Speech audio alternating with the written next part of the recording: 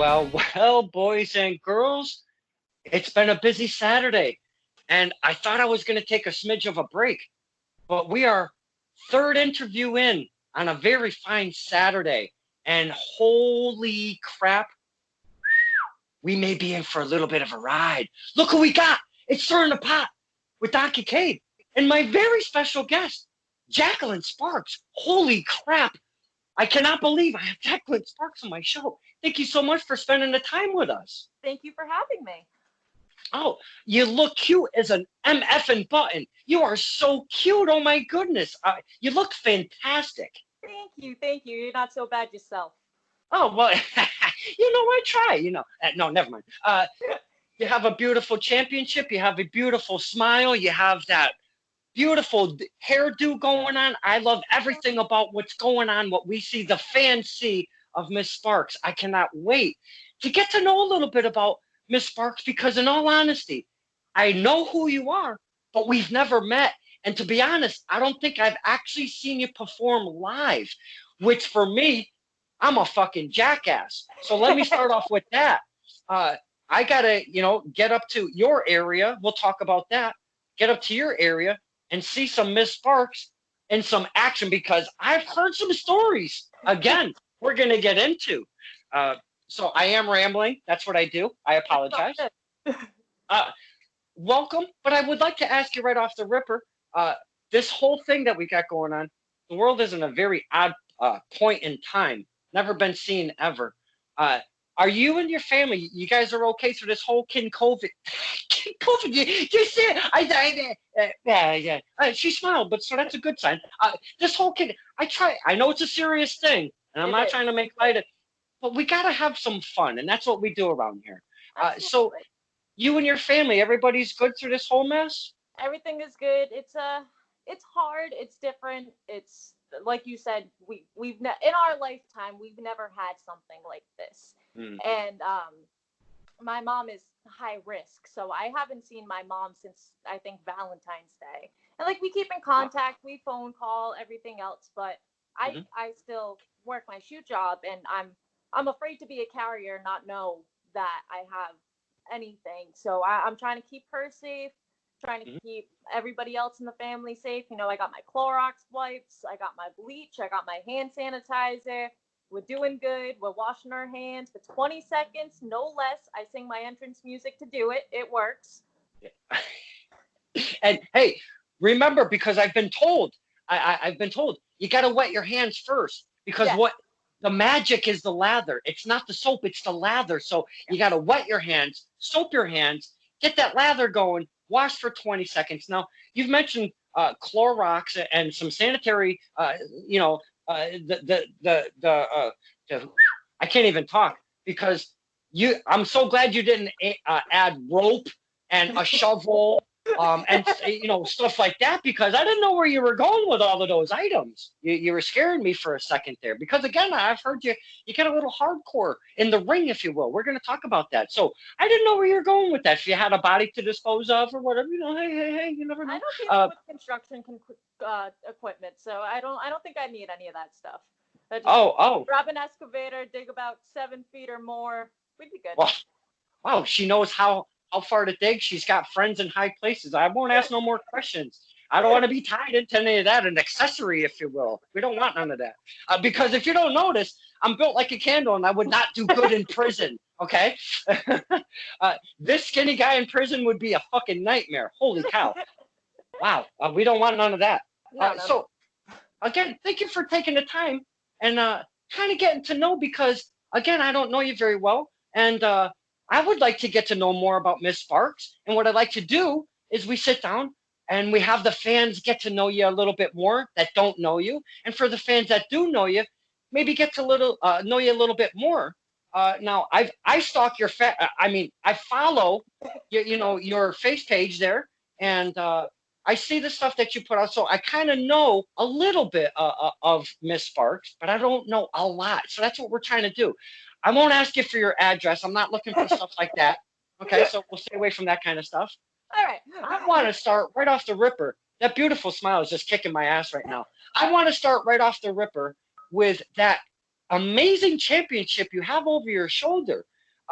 let's dive right into that. That'll give us a great gauge of what's going on with Miss Sparks.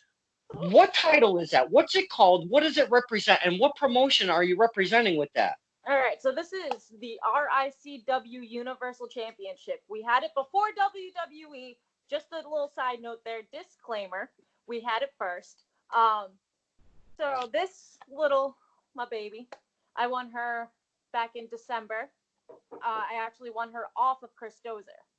Oh wow! Could I just hit the Pa Jose button real quick?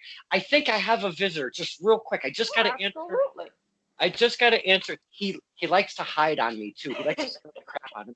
Yeah. Oh, see, I told you. See, I told you. This is. Come on over here. Come on over here. I'm sorry to interrupt, but I'm imagining he's knocking on my door for a specific reason. Yes. This is my nephew Jacob. That's Hi, Jacklyn Jacob. Sparks. Hi, Jacklyn Sparks. Nice to meet you. Nice to meet you too. Thank you. You're a cutie. Oh wow, you're a cutie.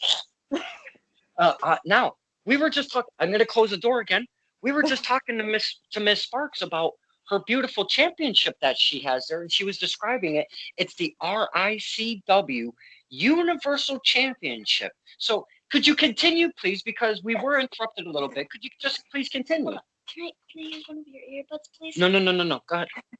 So I had won this off of Dozer, like I said, who is both my mentor, my trainer, and my best friend, both inside and outside of the ring. We're very close, and this was a challenge for me. I'm not going to beat around the bush. I'm not going to sugarcoat anything because I worked my ass off for this title. And I know for a fact that I might not be the best in RICW. I might not have all the accolades. I might not have, like the leverage like some of these guys have. I'm not the biggest. I'm not the strongest, but I worked damn hard for this. I had many training sessions of just me and Dozer where nobody else would show up for a year straight. It was just me and Dozer across the ring from each other, trying to make me a better person. One thing that always stuck with me was when I first met Dozer, he came into RICW as just a fan. He was watching. Like, we knew him. We had past history from him. And he came in because I posted a match of mine, and it wasn't good. It wasn't where I should have been for the year and a half that I'd been wrestling. And nobody's good within their first year. Normally, the first year doesn't count. And he said to me one day, he sat me down, he looked at me, and he said, Jackie, if the wrestler that you're meant to be and where you should be meet in the middle, you will make for one amazing wrestler. And I think that finally happened. It finally clicked. The what behind the why and everything else finally came out. And like I said, it was many training sessions. And I'm sure not everybody's happy that I hold this title. Not only am I making history of the first female Universal Champion, but I'm breaking down barriers constantly. I'm pushing that glass ceiling further than what any female has in RICW before. It's one of those things that, like, you sit there and you look at me and you see I'm 5'1", 120 pounds, soaking wet. But you go up to the guys in the back and you ask them how I hit, and they tell you that they've never been hit like that by a girl before. They tell you that half the wrestlers don't hit like that. My finish is a right hook for a reason, and I don't pull back on it. Dozer also gave that to me. That's his finish. We both wear the glove on the right hand. We both have the punch. That was something that was passed down to me from him, and it just means a lot to be Universal Champion. Okay. I love you. Love you. Let me have the earpiece. He's gonna take me in the other room with him. He's gonna listen. All right. See you tomorrow. All right. See you. You're not gonna be here too. Okay. I love you. I love you too. All right. Bye, Jacob. I guess he's taking off with his mom. He's sleeping over somewhere, I guess. Nice. Wow, cool. Whew. Wow. I did not expect that. Thank you for letting him sit in. I was expecting him to ask you a question. He usually asks I'm just going to surprise him. This is his go-to question when he sits on interviews. And it goes something like this. Hi, Jacklyn. What's your favorite color? My favorite color is turquoise. Wow. I did not expect that answer. Holy cow. So I just asked Jacob's go-to question. So that's what he would usually do. And maybe, do you own a laptop? I don't know why he asked that question, but he always asks everybody, do you own a laptop? It's yes, a very I own a laptop. I do. yeah, I hey, do. well, I'll have to show him later and give him a little insight that I asked this question to you. Absolutely. Now, to get a little bit more into that championship, how, what did you have to literally go through to get to be this universal champion? Was it a tournament? Was it a 6-month storyline? Was it a year-long storyline? How did you kind of work into this thing? I don't know if you're ready for this story. Ooh. So it started way back with the Anarchist Empire. I was in the Empire with Chaz Marinelli, Little Daddy Bravo, all those great people, and I turned my back on Chaz, and me and Hunter Kane beat the shit out of him. I left him for Nick Marchand, who was way better than Chaz was. Well, at least I thought. That's what I thought. I just spoke, and I don't mean to bring up bad memories, but I just spoke to the anti-hero Chaz Marinelli himself not that long ago. I'm just saying. That's So right. I'm sure he has his opinions about me as well. Yeah, so, we did talk some Miss Park. So if you want to look, I'm just. So we had the Empire. I broke the Empire apart. That was my doing. I stuck Hunter Kane on him. I left him for Nick Marchand, who turned out to be abusive. He was not a good person at all. I was very submissive towards him. He would tell me I was nothing but a piece of shit, this, that, and the other thing. That's I wasn't good enough. So finally it came to terms. It was Nick Marchand and Chris Dozer at Night of Honor. And they were in a last man standing match. And Nick had beckoned me out after putting Dozer through a table onto concrete. He was beating up Dozer's son, Anthony, at the time. And he yelled for me to come out with the chair. So I came out with the chair, took it from my hands, asked me why I didn't come the first time he called, why I took so long, that I'm a useless piece of shit. He went to hit Anthony, and I took the chair from him. That's not nice. I turned on him that night, which began the friendship between me and Chris Dozer. And Dozer turned around and he came up with Salvation, which was myself, Chris Dozer, and Jack Kruger. We were a very, very good team. It was my time in Salvation was probably the highlight of my wrestling career. We were very in sync with each other. We went to battle with the brand for, and I'm not even exaggerating, a year and a half, which all led up to the Faction Wars match, which was 5-on-5, weapons legal. I was the last person in, so weapons became legal once I entered the ring. Dozer and Chaz were the first 2 in and the last 2 out. They wrestled for over 70 minutes. And Dozer won. We were on top of the world. We were the hottest thing in RICW. And then I had won the Inner City Championship, which is our mid-card title. So I had won the Inner City. You can cash in the Inner City for the Universal. Ooh. So I had the Inner City, Dozer had the Universal. So essentially I had the insurance policy. Nobody could get to Dozer without going through me first to get my title. And I was in a multi-man match with Hunter Kane, I believe Afonso Polic,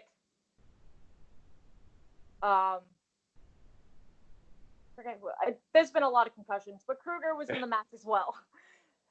So Kruger, me and Kruger were working as a team. Nothing was weird. Everything was great. 40 seconds on the clock. I had punched everybody out. Everybody was done. I was the last man standing. It was a scramble match. So whoever had won the belt closest to when the bell rang, it was like 10-minute time limit. I had just 1, 2, 3 somebody. I was standing tall. I was all excited. I'm like, this is it. I win. There's only 40 seconds left. I turn around and Kruger hits me with his finish.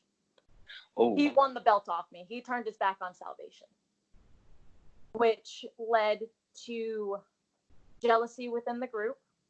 It was a lot of I feel like Kruger felt like the odd man out because he didn't have a title. Right before that had happened, Dozer turned around to me and he told me in front of the fans that he wanted me to face him for the Universal title. He was like, "You're my best friend." He's like, "I wouldn't want to drop the title to anybody but you.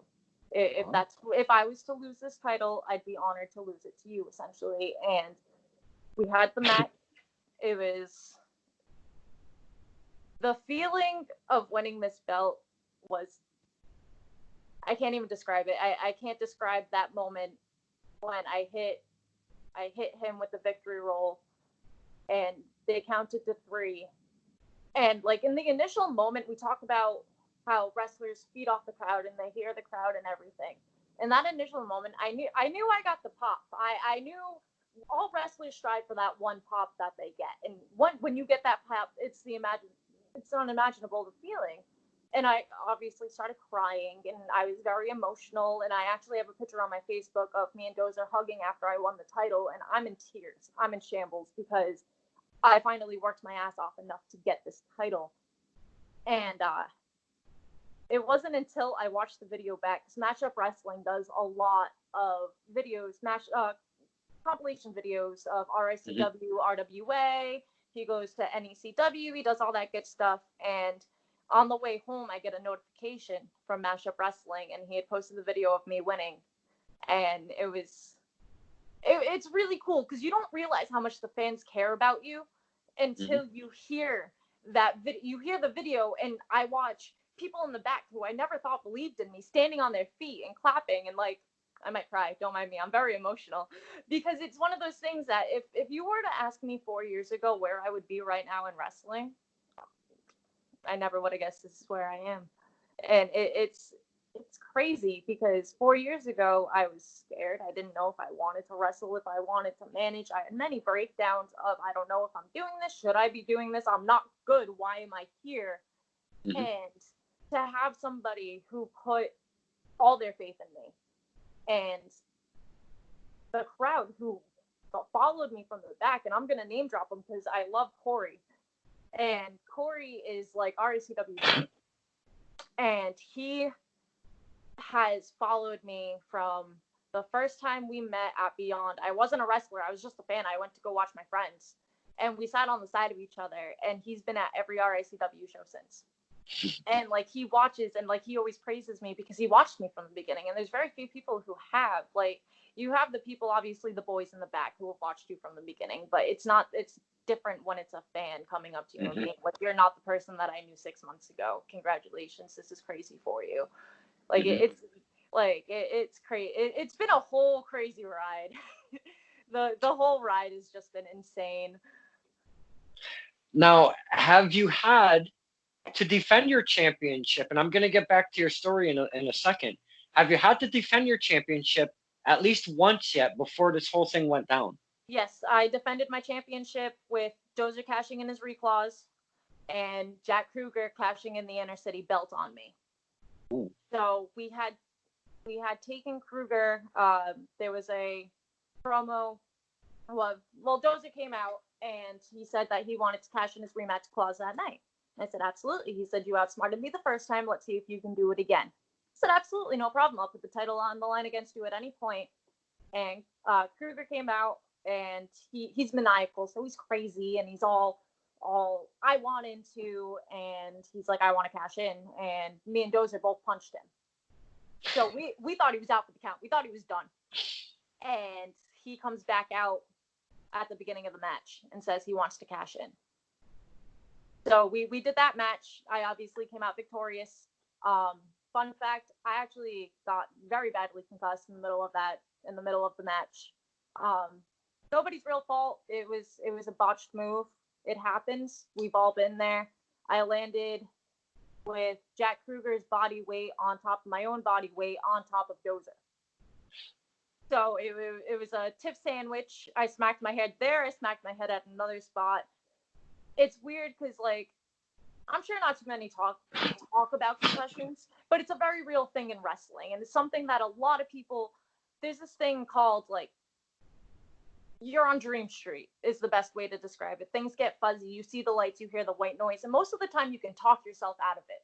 You can kind of sit there and be like, I'm okay, I'm okay, I'm okay. All right, what's the next thing that we're doing? Where do we go from here? And in that time, it was very weird because my brain and my body were not communicating. I knew what was next. I knew what was happening. I knew everything along the lines, but my body was not reciprocating what my brain was telling it. I was kind of like dead fishing it at one point because like I knew what was supposed to go and how it was supposed to go and everything else, like how we talked about wrestling, and it wasn't, my brain wouldn't let me. And I get in the back, and Nick Kachiri is watch this fight promoter. He actually was my referee during that match, and he's an EMT. And he watched me bump my head the second time. He came over to me and he's like, "Are you sure you can continue? You hit your head really hard." And I'm like, "Yeah, that's not the first time, buddy." Like that. Nope, there was one time before that hurt a lot worse. And he checked me out, and he gave me the okay. I went home. Obviously, I had somebody else drive. I had a massive headache the next day. I actually took the show after that off. And then the 7th was our last show of March. March was our last show. It all blends together at this point. And Vinny Abruzzi is #1 contender for the Universal title. Oh. So me and him got into a little, face-to-face type of shit. But I wasn't dressed for a match, but I'll throw down at any point. I'm not going to back away from a fight. And then Billy Ware interrupted, told me to go have a margarita, and started beating up Vinny. So I'm like, whatever, I'll sit this out. This is fine. But more than likely, Vinny Abruzzi will be my next opponent. I've worked Vinny many a times. I've reversed his finish in more ways than I can count. Usually ends up with me punching him in the face. Usually ends up with him on the mat. I like Vinny. He's a good guy. He's been on my side before. But he was in the Faction Wars with us. He was on Salvation's side for the Faction Wars. He's a great guy. He's fantastic. But don't come after my title. This is mine. I'm gonna defend what's mine. You defend your house. I defend my title. Wow. And you don't step on toes like that. Like, especially when I was cool with you. Like, I understand you're #1 contender, but you don't come at me in that way without expecting something back. Mm-hmm. Absolutely, because in wrestling, every action and I know in life as well, but that action reaction thing, wrestling is very bam, bam, bam on that kind of that portion of the program, because you come out, you say a couple words. You kind of have to be careful with the words that you use in wrestling, because now you've got Miss Sparks. She's going to crawl up your ass and probably pull your throat down through your ass and chew you out. Mr. Abruzzi, I love you myself. I've seen you many a time. I feel sorry, sir. I think you might come out on the losing end of that. I wish you the best of luck when that comes to head. I don't want to be on that end of it. Now, I'm trying to understand. You're 5'1", 120 pounds.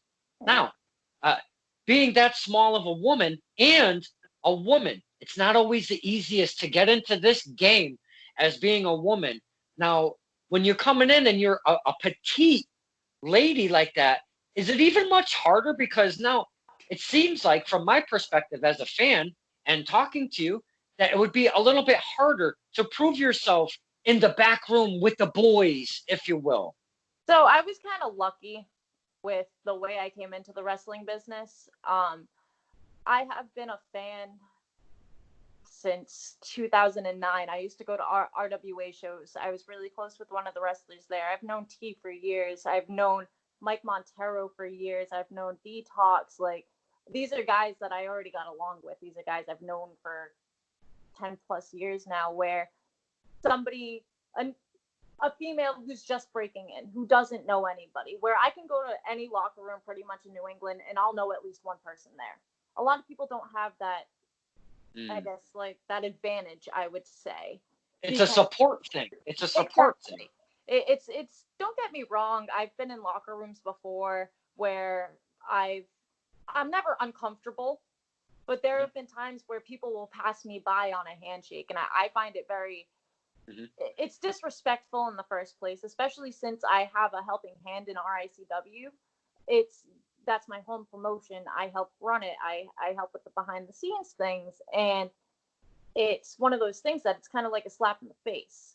I was told whenever you enter a locker room, whether it's your own, if it's a new one, if you've been there 1,000 times, you say hello to everybody. I'm not saying you have to come up and shake my hand, but at least give me a hi. How's it going? I'm so and so. Nice to meet you.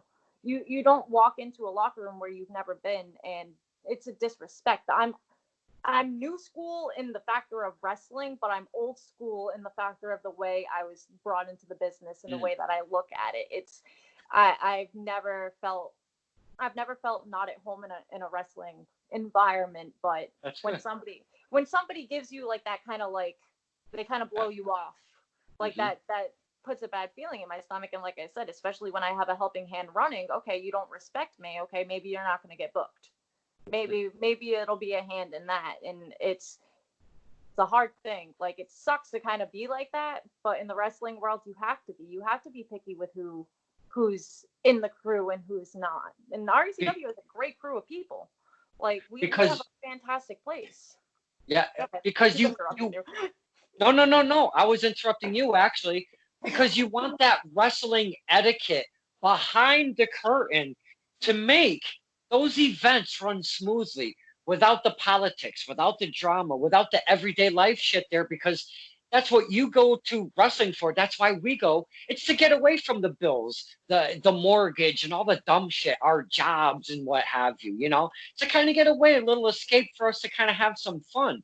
So when you go to these shows, and part of that wrestling etiquette is to go up to said person, shake their hands, introduce yourself, say their name. Usually it's reciprocated. You move on to said, another person, so you get to know everybody in the back room. So when you kind of get passed over, I'm sure that's got to put a little fire right under your ass and be like, hey, MFer, I'm part of the game too. Don't be passing over me, Exactly. And like I'm the type of person where at the chop shop, that's my home. That's where RCW is. That's my home in general. And whenever I go in there, I'm not gonna lie, I don't care what promotion is running. I'm more than likely going to go in the back room because I more than likely know who's on the show. But if it's a place where even MAW, which I have all the respect in the world for them, and like I just walk into the back room and the promoter of MAW would walk right up to me, hey Tiff, how's it going? And the first time we met, I shook his hand. And it's one of those things that it's a respect thing. Like, you have to understand that the chop shop is certain people's house. Like, that's their home. You wouldn't walk in my home and not introduce yourself. Right. Absolutely. I found over the course of where I've been really got into the independent wrestling, like as a fan, and paid way more attention than I ever used to than watching the stuff on TV. I've learned some of these etiquette things that are supposed to be, true to the business, if you will. And for the most part, I do have to say, because I do know a lot of people in a lot of different promotions, that etiquette is very alive to this day, very alive. And I love to hear from promotion to promotion that it is. Now, you've spoke about RICW using the 4 call letters. Could you please, for the fans that don't know what RICW is, tell us what it stands for? And I know you probably did earlier, maybe when you explained the belt, but maybe you didn't. But explain to us what RICW is. You've said that you've had a hand in it. Talk to us about RICW a little bit. All right. So RICW is Rhode Island Championship Wrestling. And it's, like I said, it's my home company. It's something that I've been a part of since 2015. I had come in as a fan, and I ended up meeting Chaz Marinelli, and things took off from there, obviously. We're a very home-based company. Like, a lot of wrestling places you go in and they say, oh, we're a family. We mean it. We've gone out of our way for people who've come in even just once. I know Ryan Frost. I've seen the posts on Facebook. I follow you too. See, they came in just as everyday Joes. They just came in and said, hey, if you have an opportunity, we'd love to take it. Them and Xandra Litt and TJ Howell as well. And we were like, sure, no problem. Let's see what you got. We gave them a hand. They're great guys.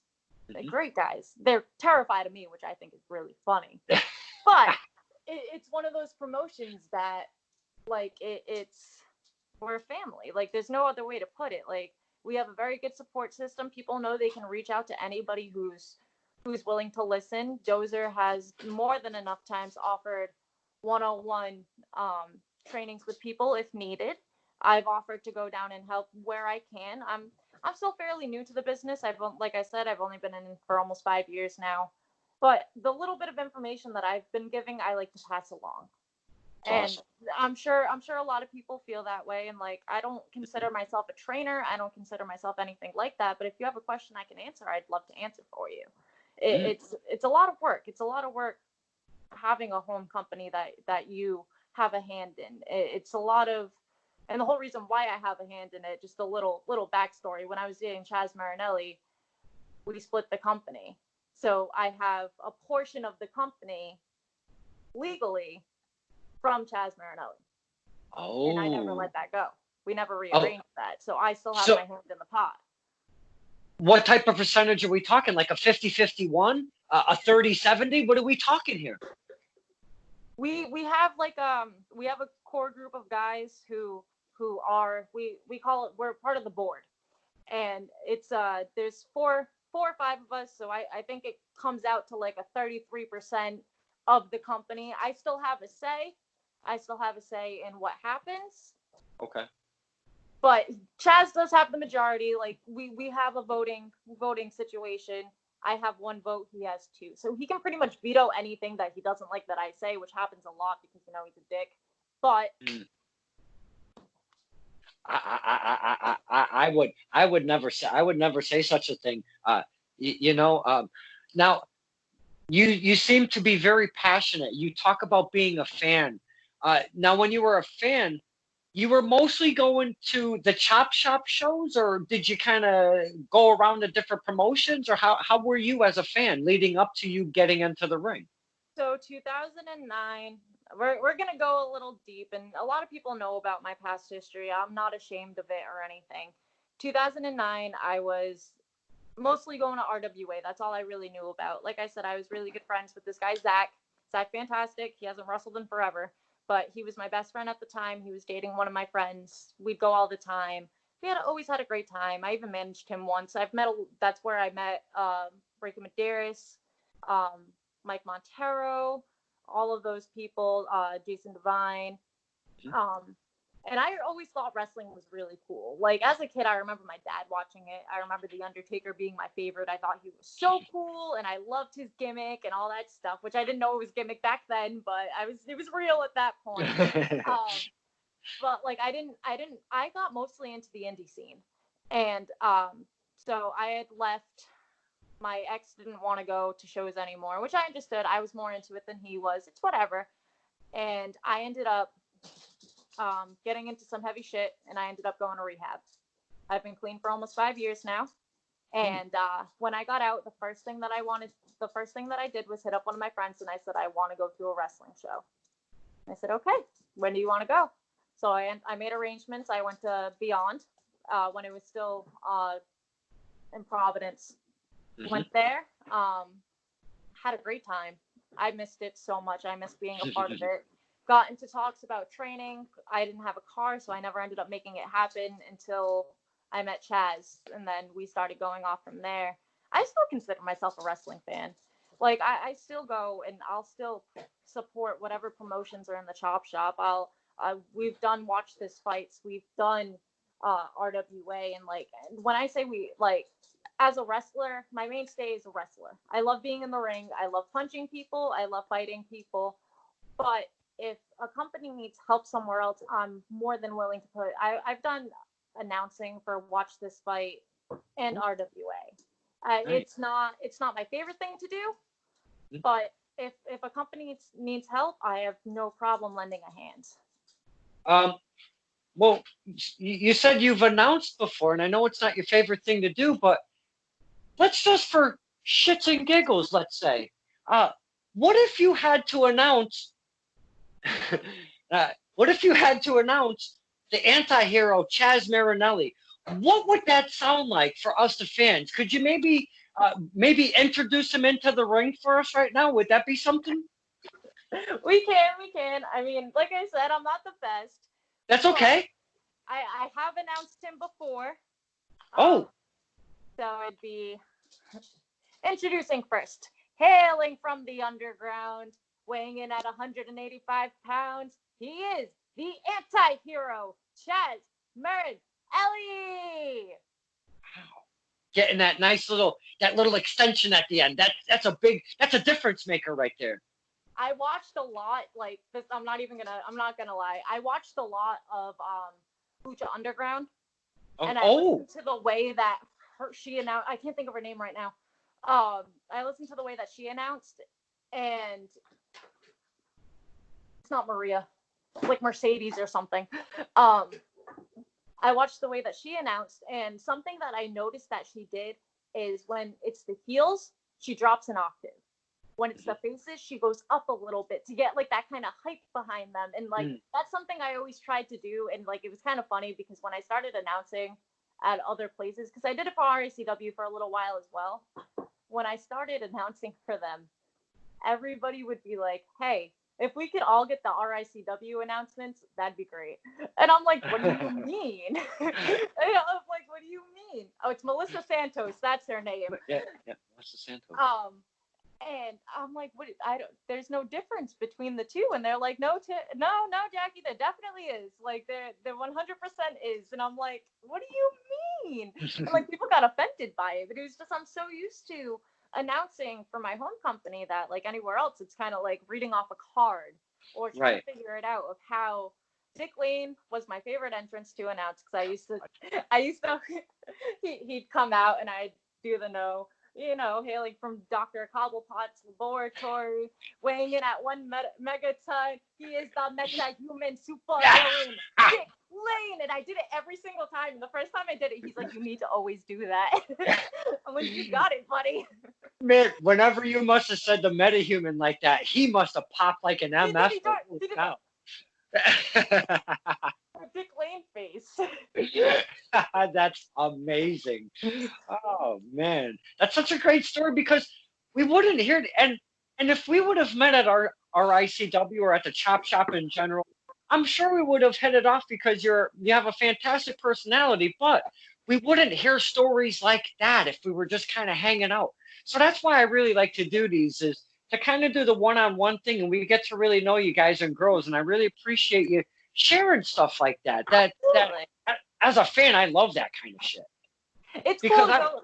Even as a wrestler, it's cool to hear the background stories of how people started or why they started or what they did beforehand, and like the journey to get to where they are. I'm always fascinated by that. I love it. Like, I listen to your podcast with Jamie Tucker as much as I hate him, and I think he should get punched in the face some more. I listen to his podcast. Oh, and nice. Like it's cool. It's cool to listen in, and it's cool to hear like the questionables of wrestling. Did I want to do this? I almost quit 2 years ago because of so and so, or I had a run-in with this, which almost made me leave, or whatever the case may be. It's always great to hear the stories because we all have stories. Like humans in general have stories, and every story's different, and it's just cool. Like, it's a cool thing. And with you guys and girls being wrestlers, and me being a fan, I find wrestling so fascinating. With there's many reasons why, but there's a major reason why is because to become a wrestler, it's very complex. People don't realize it. Fans think you just train a little bit, get your body in shape, get in there, get some training, and now you're a wrestler. That's farthest from the truth. It takes many sacrifices. It takes all sorts of stuff that I won't even get into. But I find, and I say this myself, and I don't know if everybody agrees with me specifically as a fan, because I feel that being a wrestler is one of the most hardest things to become in the absolute universe, in the entire world. And I know there's NFL and there's, all of these other sports that are out there, and it's very hard to do those as well. But I feel that wrestling, man, it's one of the most difficult things absolutely to become because of everything that it takes to make that. It's not Yeah. just the training. It's not just the gimmick. It's not just the psychology. You have to understand, like I said earlier, the what behind the why. You need to understand why psychology is a thing, why working on the fly is a thing, why this is a thing. And there's so many elements to wrestling that, like I said, I've been doing this for almost 5 years, and I'm just now starting to grasp them. Like, I'm just now starting to understand, like, okay, so I'm 5'1", I'm facing Hunter Kane, for example, who's a giant, who I have faced in the past. And it's one of those things where, okay, well, I can't hit him with this move and this move. I can't hit him with this because, okay, I'm a cruiserweight. He's not. He can't take for example, a tilt-a-whirl head scissor from me. He can't do that. Psychologically, that makes no sense. He'd just take me and whip me off. You okay there, buddy? All right. It's one of those things that it's hard. It's hard to be a wrestler, and I'm talking like real life here. Like it's hard to be a wrestler. It's not just the physical; it's the mental. It's everything. It's everything in comparison to everything. It's hard. Like I suffer from depression and anxiety, so wrestling to me is my outlet. And don't get me wrong, I've had days where like I'm stressed out. I have a panic attack before my match, and sometimes those are my best matches because I get that feeling out, and it's cool. Like it's different. I grew up as a dancer. I danced for 15 years. I did ballet, tap, and jazz. Where now as a wrestler, I had to break some of those habits. There's no trying to land on your feet doesn't work. Yeah. The tippy toe thing, that's not a good thing to do in there because bad things happen when you're trying to tippy toe on Funny story, quick. When I learned to run the ropes, I tried to ballet run. So I kind of slid my feet and ran. And Chaz Marinelli at the time was the one teaching me, and he turned and looked at me, and he's like, "What the fuck was that?" And I'm like, "What do you mean? What was that? I ran." And he's like, no, you didn't. You did not run. And I'm like, that's the only way I know. Oh my God, that's amazing. Holy cow. I could just picture it. I totally can picture that right now too. Because you have to adjust from what you've already been taught, and especially for doing it at such a long time. And now you're going to get into the wrestling ring. Your brain is saying, hey, apply it this way. And then somebody sees it from outside the ring and they're like, that is totally not even remotely correct. What the F are you doing? Let's change that up. So was that transition though? Was it very hard to kind of get accustomed to, or did you kind of naturally grasp into it? It took a while. It took probably like 6 months to stop slamming my ankles on suplexes alone because I was trying to catch my legs before I fell. Learning how to bump, as every wrestler does, it was incredibly hard for me. Falling forward into a face bump was probably the hardest. I used to do like this weird like worm thing and then fall. And like the best way to learn how to wrestle is by getting in the ring with somebody more experienced, whether it's a training show or it's an actual show. The best thing for me was honestly, I think, Dozer coming in, and not to take away from what Chaz Marinelli did, not to take away from what anybody else who has helped me, but Dozer kind of gave me that extra push that I needed. He didn't train me like a girl. I wasn't sitting there taking these weak ass forearms because I just needed to learn how to hit. And Dozer's forearms are not something to joke about. He hits you full force. Like it's one of those things. I've gotten dizzy from him. My favorite story is we were in the ring one time at training, and I hit him with a forearm, and I hit him wrong. So like, all right, that's one. Used to get 3 tries. Hit him again. All right, that's 2. I hit him again. He just cracks me in the ear because I hit him in the ear, and we're both just standing there like, oh. He's like, all right, you ready to hit me right now? And I'm like, yeah, I think so. I'm good. But I was trained differently, which is like, I'm not going to get off on a tangent, but I'm going to touch upon this. I don't like female wrestling.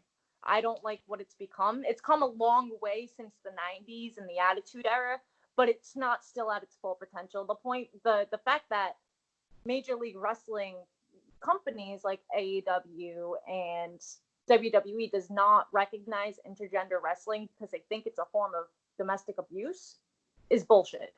I've had my best matches against Chaz Marinelli. I've had my best matches against Chris Dozer. Those are the people that I run with. And yes, they taught me a lot. And yes, I know their history. But I've also had great matches against Detox, Ricky, and Jason Devine. Like it's a different element for me. So for me to go and face a female who hasn't been trained the same way I have is actually more of a challenge for me than to face the best males in New England. Because now, again, like you were saying before, going a guy against like Hunter Kane, you've got to make things, make it work, if you will, make it believable.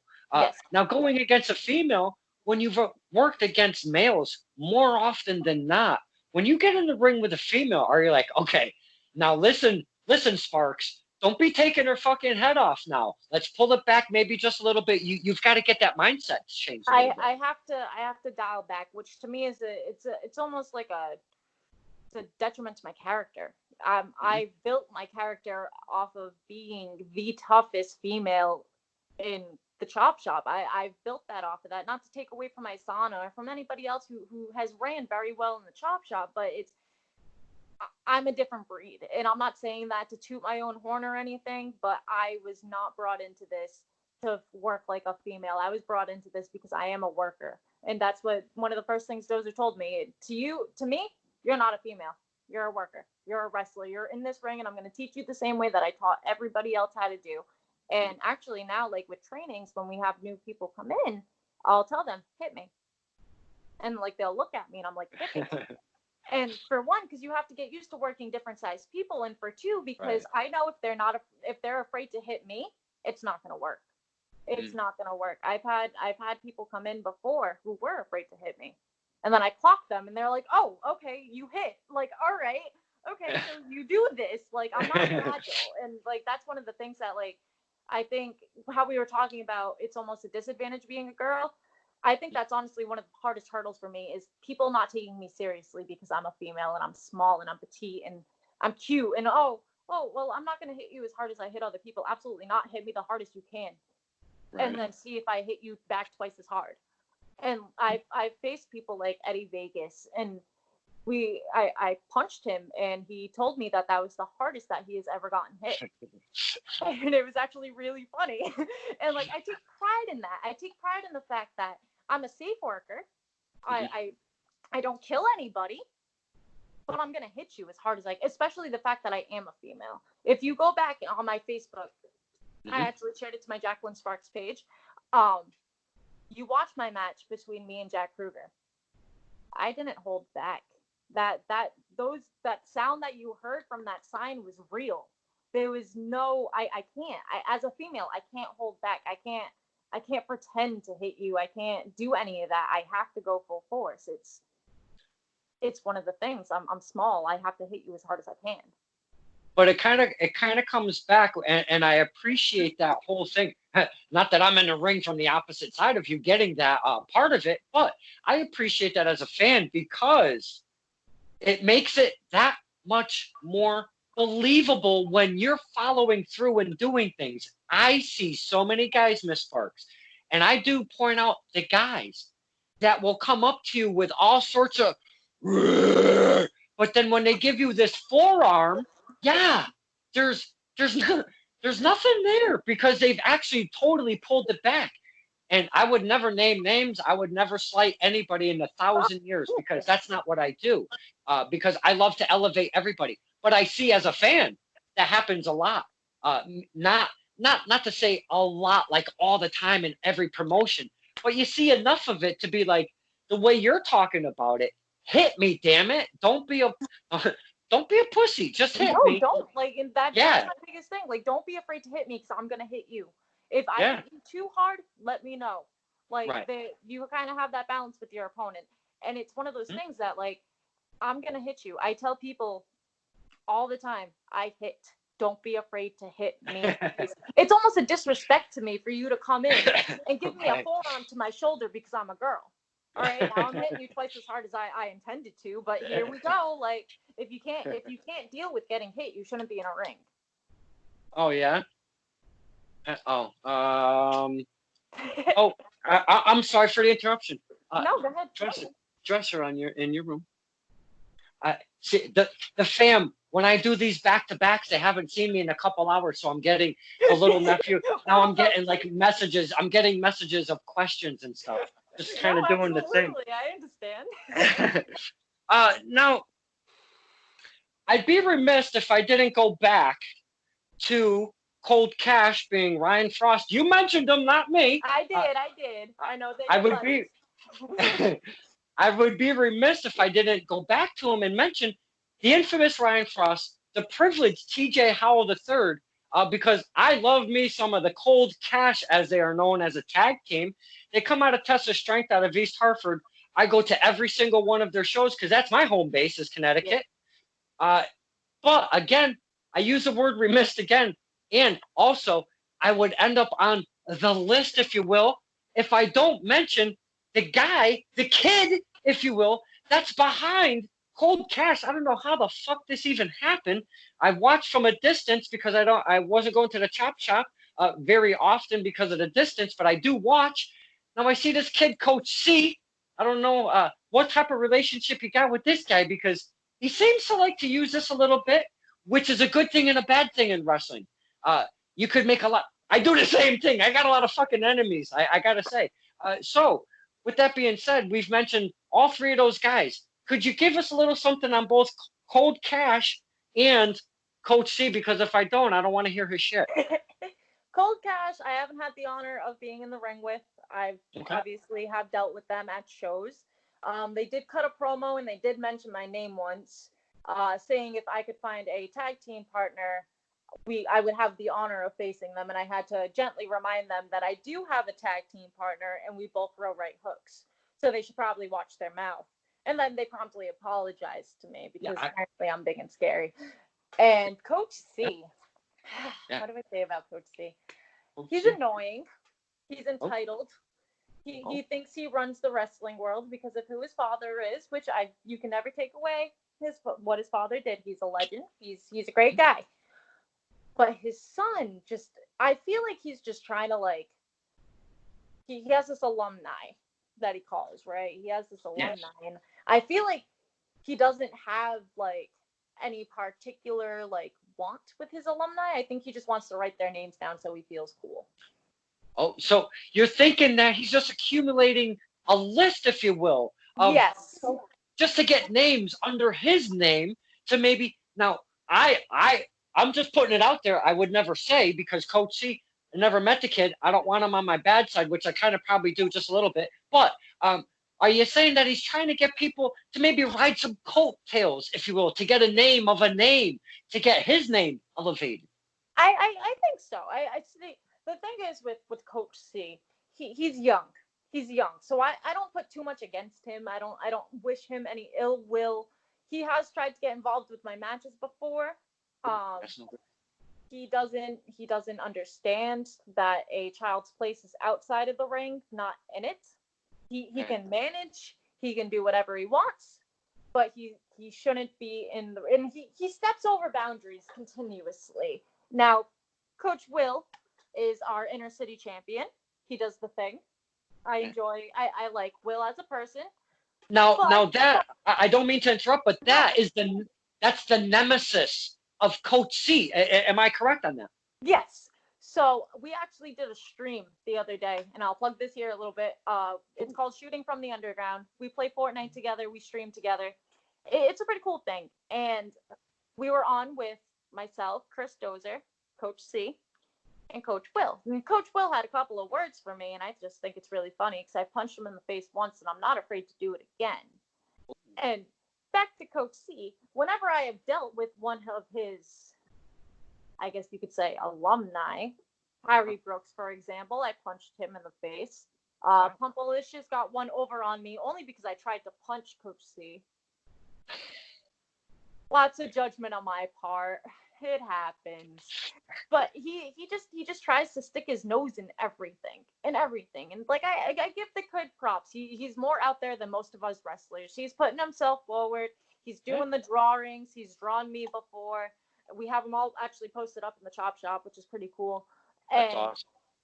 he's just, I feel like he's little and he doesn't know his place. He doesn't know what's appropriate for a child to do in the ring. And quite honestly, I think it's some sort of child abuse that he's allowed that close to the ring, but that's just me. I didn't expect so much on Coach C. Glad you could let that out. It seemed like you've been kind of wanting to let that out a little bit. Yeah, kind of, that's been building up. Now, a couple questions about that beautiful championship you have over your shoulder. Approximately how much do you think it weighs? And isn't that killing your fucking shoulder? You've been holding this thing for like an hour. I actually have it resting against my legs.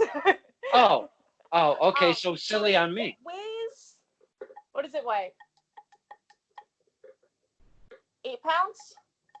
8.5 pounds if I'm holding it correctly. It's very heavy. It's very heavy, but it's home on my shoulder. We've kind of become accustomed to each other. I got the grooves in all the right places. It's a very nice belt. Like, I'll hold it up so you can see, like, I love the side plates. Wow. Great strap too. It's a nice, solid, beautiful strap. It has like the nice fuzzy inside, so it's it's super heavy, which is funny because when I held the inner city, I used to, during my entrance, I'd come out and I'd cartwheel. I can't do that with this belt. It would pop me in the face.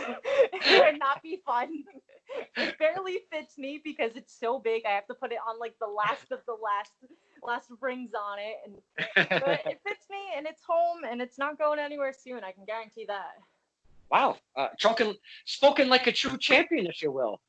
Now, we've been talking for just under an hour, and I have not one time asked you about your character, because I love talking character.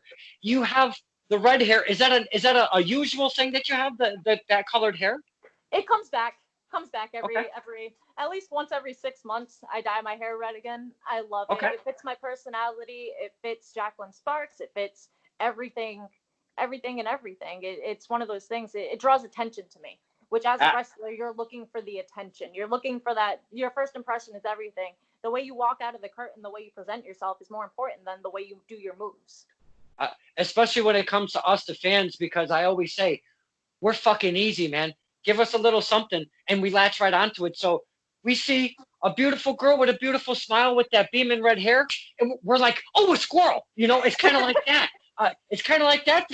It's kind of like that thing, though. Our attention span, we go right to it. Like you said, you want to stand out in wrestling. That's a very big, important piece of that puzzle.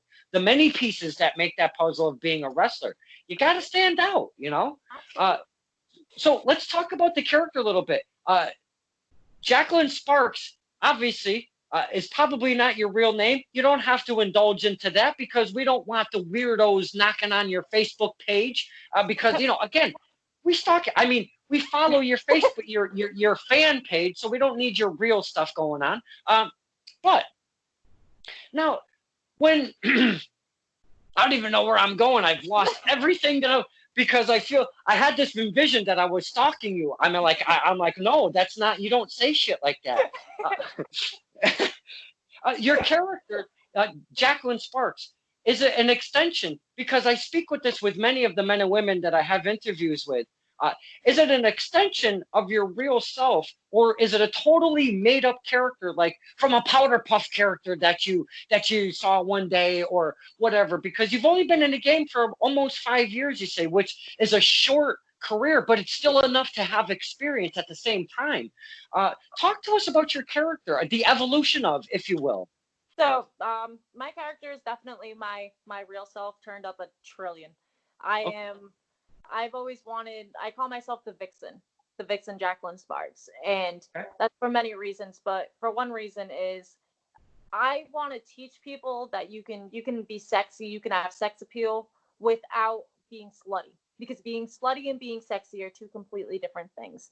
I think Jacklyn Sparks is sexy in the way that she moves, in the way that she carries herself. It's confidence more than what it is sexuality. And being a female, you always have to have that little bit of sexiness to your character. That's just how it always is. And whether I want it or not, it's there. Whether I wear pants, whether I wear shorts, whether I wear a sport bra, or I'm covered up. Either way, I'm a female. I'm going to get drawn to the sexual attention. And I've learned to embrace that a little bit. And as like beginning of my career, like I had mentioned, I was part of the Anarchist Empire. I was an anarchist. I didn't give a shit what anybody else said, what they did. I did what I wanted to when I wanted to, and if I didn't want to do it, I didn't. Under the name Jacklyn Sparks, though? I've always been Jacklyn Sparks. I have never changed. Okay. That's something that like I've kind of I've grown into the character, and Okay. that's a lot of like character work is you growing into the character. Now it's learning how to separate your real life from your wrestling life, and how to accentuate the parts that should be turned up to 11 and keeping the parts that shouldn't be low. And it's cool. Like I get into that. You flip the switch. You flip the switch, and you go from your real self into your gimmick, and it's crazy because like I know plenty of people who are nothing like their gimmick, and they flip that switch in the ring, and you're like, holy shit, we were just best friends 2 seconds ago. What's going on? Like it's scary, and like it's cool because I have this habit of being myself until the bell rings. And I kind of, once my entrance music hits and I'm ready, I have the title on me, I'm ready to go out, I'm ready to win, I'm ready to do whatever it takes. It's that switch. And you see the fans and you hear the fans, and they're cheering for you or they're booing for you, whichever side it was. Because originally I was a heel. I was a heel for the majority of my, I guess you would say, career, up until probably about 2 years ago. Once I turned on Nick Marchand was when I became a face. And being a female and being a heel is so easy, especially when you have like you have the Empire, who the Anarchist Empire was made up of 7 members. We had the numbers game. We had everything. If I lost the first time I ever faced Chris Dozer, I lost. He punched me. 1, 2, 3. The Empire wasn't allowed to touch Dozer. Once that bell rang, they rushed the ring. I had all of them lined up. It was so cool. They came out like the Shield. Like we had some come out from the back. We had some come out for the front. They surrounded the ring. Like we've had the advantage of, I faced Jamie Tucker a very long time ago, and we had this stupid match. It's so funny, like thinking back on it now. And we had a general manager, and she was on our side. She was on the Anarchist Empire side, and Jamie wasn't allowed to hit me until he asked her, "Mama, may I?" So I'm beating the crap out of him in the corner, and finally he says it, and I just stop and I go, "Uh-oh," and he starts beating the crap out of me. And like we have fun. Like Jacklyn Sparks and myself, like Jacklyn Sparks is kind of like the person I inspire to be. I've always wanted to be kind of that person who has the attention, and like I don't mean that in like a degrading way. I mean that as in like she's the person I can be when myself isn't feeling myself. She's the person who, like, the coolest thing for me being a female is seeing the little girls in the crowd and seeing the young kids who look at me and they go, "Oh shit, she's champion. Does that mean I can be champion one day too?" And like the little kids who come up to me and say, "Oh, you're my favorite wrestler," and it's their first time seeing me, like that means more. And I'm sure it means it's the same thing for anybody. Because kids are the hardest to win over. Like they're funny. Like they'll sit there and they'll boo the bad guy and they'll cheer the good guy because they don't know any better. But once they like you, they like you. And like it's really cool. Like fans, we wouldn't be anywhere without our fans. And like there's no way to sugarcoat that. And like I'm very thankful for the fans who had stuck behind me when I was green as goose shit and in a ring 4 months into my career and I was terrible. And stuck with me through all this way of me now being Universal Champion and watching my progression as a wrestler and as a person too, because we've all grown up in 5 years is a long time. And it's cool because like you see you run with the people, you see the people, and the people that you may have talked to in the beginning aren't the same people that you're running with because you've learned. It's a learning experience. Wrestling is nothing but a learning experience, and it's the best learning experience that I've ever had. It's taught me discipline. It's taught me a lot of things. It's taught me how to manage pain. Like it's cool. Like it's a really cool thing. Like I love wrestling. Like it's one of those things that I could talk for hours about, and I'm sure you could too. Yeah, absolutely. It's so Now, awesome. you've spoken about the dance that I like to talk about on this show between fans and wrestler and vice versa. When you come out through the curtain, we boo you. You give us the signals to either boo you, or we raise you up, being the good girl or what have you. How long? Because you have had a short career so far. You talk about like you've already connected with us and you hear our cheers and the words, some of our chants and stuff. So you're already connecting with the fans in your short career. That's very hard to do as a wrestler because you're always tunnel vision looking at your match, trying to break it down in your head, trying to remember all your spots and, being safe and the whole 9 yards. How long did it kind of take you to do that? And when you're latching on to us, those kids, and I want to reiterate the kids again, dude, some of them got the pottiest mouth that I've ever heard. Oh my God. Right? Yes. Yeah. So connecting with the fans and the potty mouth kids. I can tell you pretty much the exact match that had happened. It was, what was it? I can't think of the name of our Halloween show. Highway to Hell. There we go. Highway to Hell. I think it was 2017. It was our first year in the Chop Shop. It was me and Cass Lucas, who was a part of the Empire.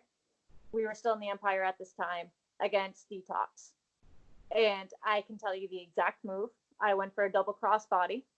I landed, and the first words out of my mouth was, "Did you hear that pop?"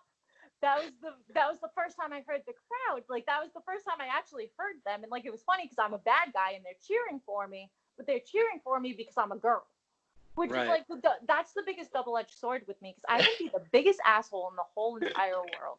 Like, I beat the shit out of Jamie Tucker all the time. I beat the crap out of Chaz. I've gone head on head with Little Daddy Bravo, and I can be the meanest. Like, granted, it's in the storyline. It's how my character has to be. I'm defending what I think is right. But at the same time, I'm sitting there and I'm like, I literally just kicked you in the balls and they're cheering for me because I'm a girl. Like, and it's great because, like I said, I'm a baby face, so it works for me. But if I was to ever turn heel, I'd have to put so much work in. So much work in. And like, it's fun. It's fun being a heel. It was a great first part. And like, honestly, the transition from being a heel into being a face was one of the hardest things I had to learn. Because for me, I was so used to, you got to think I was already 3 years in at that point, and I was still a heel.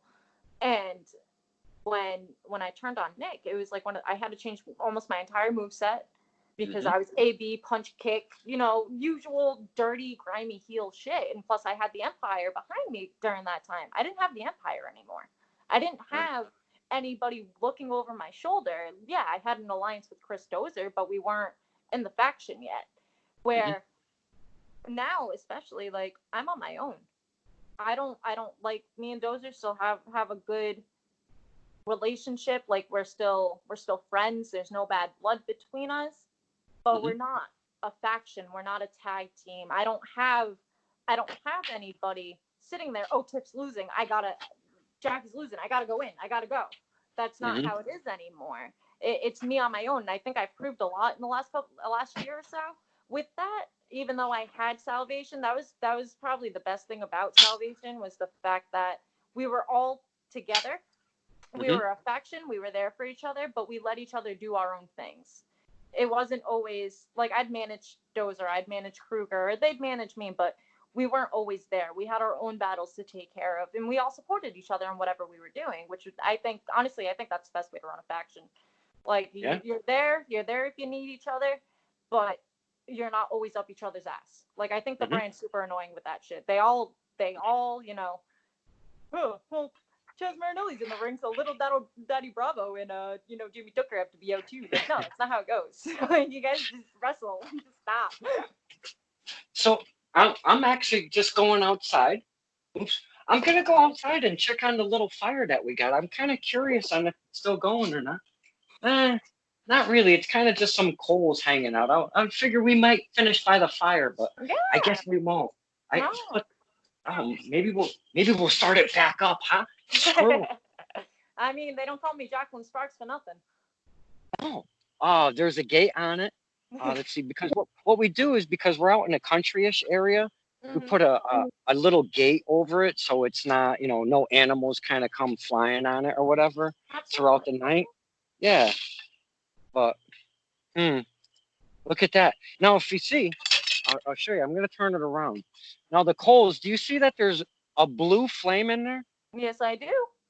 Now, what we do is we take a little bit of wire, and it doesn't have to be anything specific. You take a little bit of wire, you throw it in the fire, and you get these cool colors: blue, purple, red, green, and man, it's a lot of fun. That's cool. That's a Well, good idea. I guess that wasn't in the cards for the fire because now we're just gonna kind of soiree back inside and finish up. Just moving around. That's all right. Oh, hey, see, my family's like, what the fuck are you doing out of your room? You're a caveman. What the hell? All right, well, that didn't work out, but that's okay. Miss Sparks, we have learned so much about you. I didn't know a darn thing except that you don't mind throwing a damn punch. That's for damn sure. That I did know about you. Now, I really would love to say, whoops, I'd really love to say or ask actually, because I've got so many more questions. And we've been running like an hour and 10 minutes, and I could go again. We could just keep going and going, and you would look at the clock and be like, "Hey, Kincaid, let's cut the shit." So before, I don't want it to get to that point. So what I'd like to do is leave a little bit of mystery left on Miss Sparks. Then we could kind of come back and talk to you in the near future, especially after all of this crap that's going on. We get back to some kind of normalcy, and maybe do a little follow-up if we could. Absolutely. I am an open book. I Oh. I love talking wrestling. I love talking everything about it. The behinds, the in fronts, the what you see, what you don't see. That's wrestling is the best thing to happen to me. And Man, I would love for anybody who wants to listen if I could share my knowledge and share my story. That's the only way to get yourself out there. That's the only way to do things. Like, we're in an age now where social media, it runs rampant, and if you don't have a social media page, you're not going anywhere, which is weird. yeah, It's a weird thing. it is because you just got to. It's the way, like the Mandalorian says, it's the way. So, I name every episode differently, but you mentioned the behinds and the fronts. I didn't expect that's where we're going to end up as the behinds and the fronts. That's going to be the name of this episode, the behinds and the fronts. Wow, you okay? Yeah.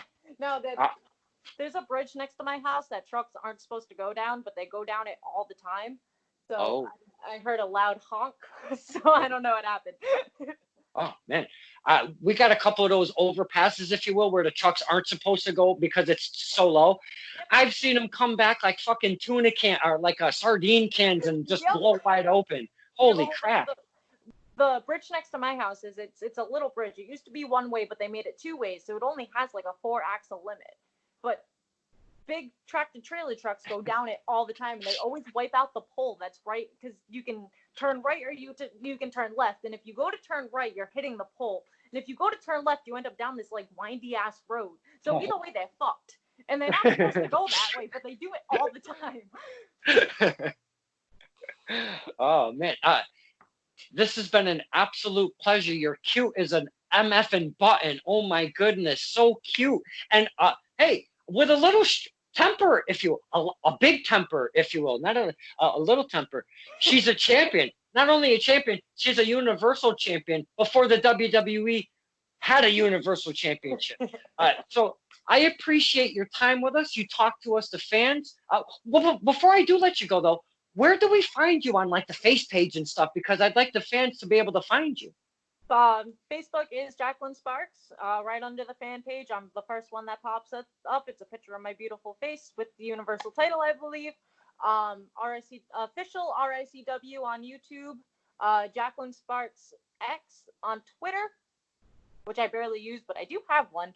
And what else? What am I missing? Oh, Jacklyn Sparks X on Instagram as well. Okay. Now, again, before I let you go, because I'm not that bright and I don't write shit down. I have a couple questions about that championship before I let you go. Yes. Do you have a name for it, like Bertha or something like that? And have you done any kooky stuff with it? Like, maybe just take a drive with it, put it in the seatbelt, or go to bed with it and take a quick selfie, or do the CM Punk thing and throw it in the fridge, or any kooky stuff with the belt?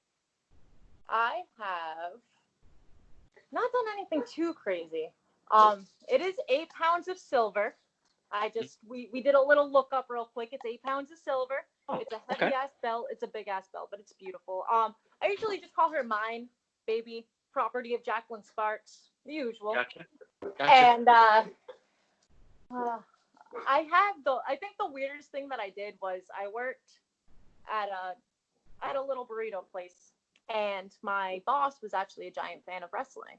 And after I won the belt, I literally brought it in and showed him, and he like put it around his waist. He's like, "I'm the Universal Champion." I'm like, "Oh, I'm like, that is mine." I think that's the weirdest thing I've done. I haven't really done anything too nuts. I'm not one to put it in the fridge, which I don't think I have room in my fridge. Quite honestly, it does sit in the back of my truck. It hangs out in my car. Hey, I mean, if you do have a little bit of time on your hands, just cut a funny little promo doing an everyday thing with it. It could be doing laundry, doing dishes, and you could be talking to it like it's your little baby. We love shit like that. I mean, Definitely. I'll definitely do something like that. I'll send it to you. Yeah, that'd be awesome. Oh my God, that would be amazing. Oh man. Well, again, an absolute pleasure. Q is a button is one Jacklyn Sparks, the Universal Champion, RICW, Rhode Island Championship Wrestling. I cannot wait till we get back. We get back to wrestling. I get to see, and we get to see Miss Sparks in the ring live, because I am very intrigued on seeing you perform live. I am so, especially, I want to see that right hand come out and do some damage. It does. It does. Yeah. So it would be an absolute honor to do the follow-up later on down the road. And I thank you so much for your time. This has been Stirring the Pot with Don Kincaid and my very special guest, the champion herself, the Vixen, Jacklyn Sparks. It's been amazing. Thank you. Thank you.